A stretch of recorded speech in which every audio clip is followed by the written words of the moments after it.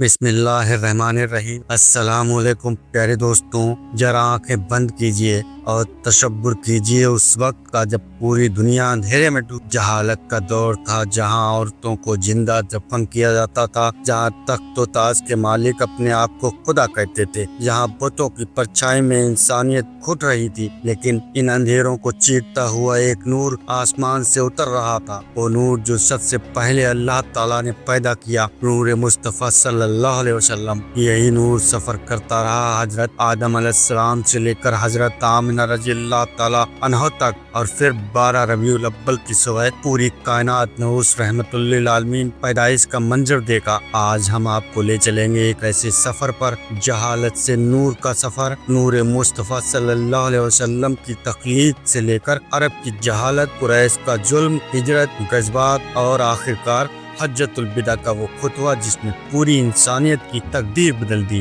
دوستوں، یہ صرف تاریخ نہیں ہے، یہ ہماری روح کی پیاس کا علاج ہے۔ تو آئیے چلتے ہیں اس نورانی داستان کو سنتے ہیں۔ تو سوچئے، اگر آج اندھیرا اتنا چھا جائے کہ سورج بھی نہ نکلے، چاند بھی نہ چمکے اور ستارے بھی بجھ جائیں، تو انسان کا حال کیا ہوگا؟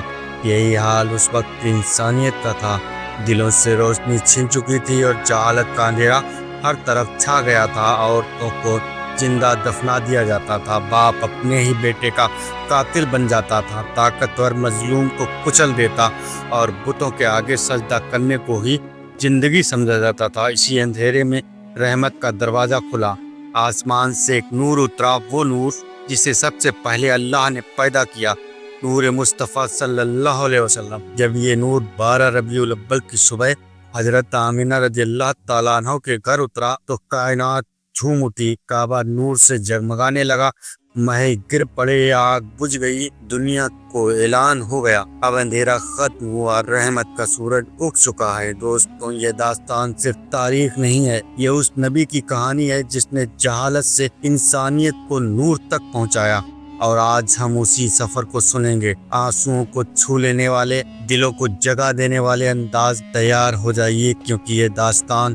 آپ کی روح کو بے چین کر دے گی اور آپ کو آپ کے نبی صلی اللہ علیہ وسلم سے اور قریب کر دے گی۔ تو دوستوں، آئیے ہم اس سفر کی شروعات کرتے ہیں جو دلوں کو روشن کر دے، روح کو جگا دے اور ایمان کو تازہ کر دے۔ یہ داستان اس نور کی ہے جسے اللہ تعالیٰ نے اپنی رحمت سے پیدا کیا، نور مصطفیٰ صلی اللہ علیہ وسلم۔ نور مصطفیٰ صلی اللہ علیہ وسلم کی تخلیق حدیثوں میں آتا ہے کہ اللہ تعالیٰ نے سب سے پہلے حبیب صلی اللہ علیہ وسلم کا نور پیدا فرمایا۔ جب کچھ بھی نہ تھا، نہ آسمان تھا، نہ زمین، نہ فرشتے، نہ انسان، تب صرف اللہ تھا، اور اسی نے اپنے پیارے رسول صلی اللہ علیہ وسلم کا نور پیدا کیا۔ امام عبد الرزاق اور دوسرے بزرگ روایت کرتے ہیں کہ یہ نور ساتوں آسمان میں گھومتا رہا، فرشتے اس نور سے اپنی تسبیح کرتے، اپنی عبادت کو سجاتے۔ یہی نور تھا جو حضرت آدم علیہ السلام کے ماتھے کی روشنائی بنا۔ حضرت آدم علیہ السلام سے حضرت آمنہ تک کا سفر،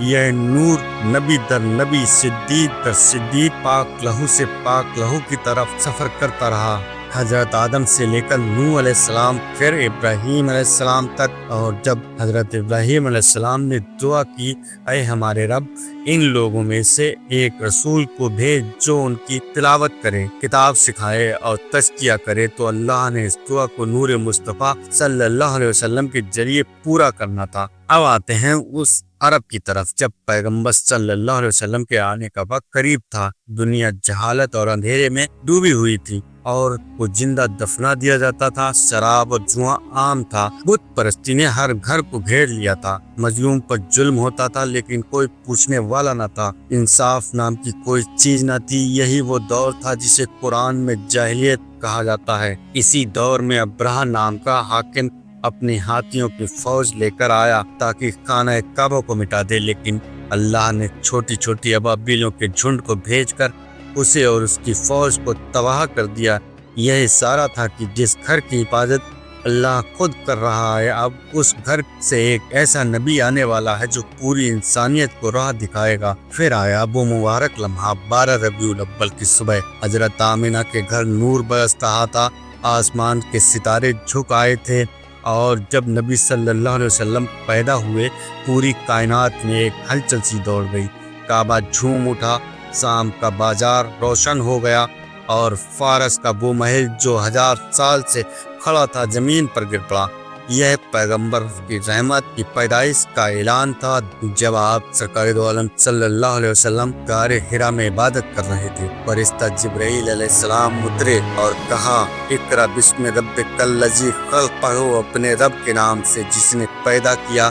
یہی آپ کی نبوت کی شروعات تھی، اور اس کے بعد جیسے ہی آپ نے توحید کی دعوت دی، مکہ کے سردار بھڑک اٹھے۔ انہوں نے آپ پر جادوگر اور شاعر ہونے کا الزام لگایا۔ صحابہ کو تپی ہوئی ریت پر لٹایا گیا، حضرت بلال کو گھسیٹا گیا، حضرت خباب کو آگ پر رکھا گیا، لیکن یہ ایمان والے اپنی جان تو قربان کر سکتے تھے، توحید سے پیچھے ہٹنا گوارا نہ تھا۔ جب قریش نے دیکھا کہ نبی صلی اللہ علیہ وسلم کا دین پھیل رہا ہے تو انہوں نے مسلمانوں کا سماجک اور آرتھک بہشکار کر دیا۔ 3 سال تک مسلمانوں کو سوائے ابھی تعلیم میں بند کر دیا گیا۔ بھوک اور پیاس سے بچے تڑپتے، مائیں روتی، لیکن صبر کا دامن کسی نے نہ چھوڑا۔ یہ سبق تھا کہ اللہ کی راہ آسان نہیں، لیکن جو صبر کرتا ہے اسے اللہ کی مدد ضرور آتی ہے۔ آخرکار جب مکہ کی زمین مسلمانوں کے لیے تنگ کر دی گئی تو اللہ نے انہیں مدینہ کی طرف ہجرت کا حکم دیا۔ نبی صلی اللہ علیہ وسلم حضرت ابوبکر صدیق رضی اللہ تعالیٰ عنہ کے ساتھ سفر پر نکلے۔ غار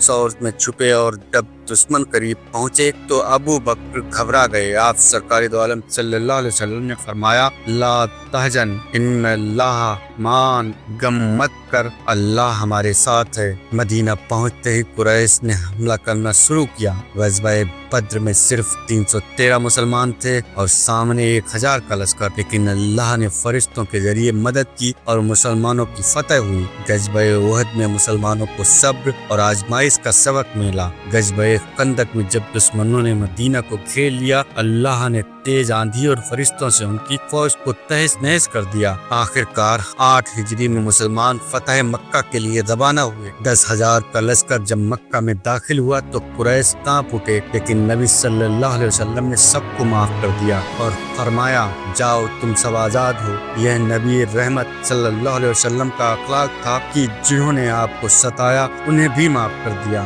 10 ہجری میں نبی صلی اللہ علیہ وسلم نے آخری حج ادا کیا۔ عرفات کے میدان میں لاکھوں صحابہ جمع تھے۔ نبی صلی اللہ علیہ وسلم نے وہ ایتہاسک خطبہ دیا، اے لوگوں، تمہارا خون، تمہاری عزت اور تمہارا مال ایک دوسرے پر حرام ہے، عورتوں کے ساتھ اچھا سلوک کرو۔ تم سب آدم کی اولاد ہو، نہ کسی عربی کو اور نہ کسی غیر عربی کو کسی عربی پر فضیلت حاصل ہے سوائے تقوی کے۔ میں تمہارے پاس 2 چیزیں چھوڑ کر جا رہا ہوں، قرآن اور میری سنت۔ تو دوستوں، یہ تھا اس نبی کا سفر، صلی اللہ علیہ وسلم کا سفر، جس کی پیدائش نور سے ہوئی، جس نے اندھیرے میں ڈوبی ہوئی انسانیت کو ہدایت کا اجالا دیا۔ آج بھی اگر ہم ان کے بتائے راستے پر چلیں تو ہماری زندگی روشن ہو جائے۔ تو دوستوں، اگر آپ لوگوں کو ہماری اس ویڈیو سے کوئی جانکاری حاصل ہوئی ہو اور اگر آپ کو ہماری یہ ویڈیو اچھی لگی ہو تو اسے لائک کریں اور اس ویڈیو پر کمنٹ کریں، اور ہماری اس ویڈیو کو اپنے یار دوست رشتہ داروں کو بھی شیئر کریں تاکہ انہیں بھی اس ویڈیو سے کوئی جانکاری حاصل ہو، کیونکہ اگر ہم